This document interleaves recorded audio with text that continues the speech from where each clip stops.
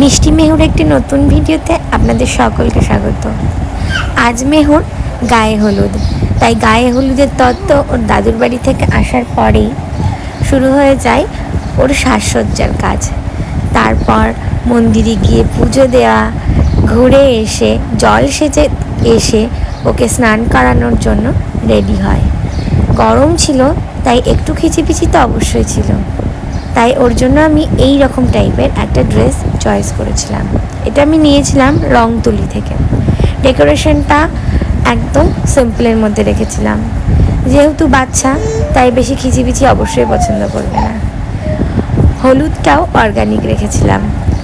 ওর গায়ে হালকা হালকা ছুঁয়ে দেওয়ার পরেই ওকে দুধ আর জল দিয়ে স্নান করিয়ে দেওয়া হয়। ফুলের সাজ অল্প সামান্যর মধ্যে রাখার সত্ত্বেও ও তাও ভীষণ ডিস্টার্ব ফিল করছিল। একটুখানি থেমে নেওয়ার পর আবার শুরু হয় ওর রিচুয়ালস। সবাই তো ফটো তুলতে চাইবেই ওর সাথে, তাই একটু খিচিপিচি তো হবেই। ওর ফটো ভিডিও এই সব কিছু কমপ্লিটের পর ও একটু থেমে বসে থাকে। সত্যি বলতে মেহুর অ্যাকচুয়ালি অনেক ধৈর্য, কিন্তু তাও বাচ্চা মানুষ, ওর তো একটু কষ্ট হবেই।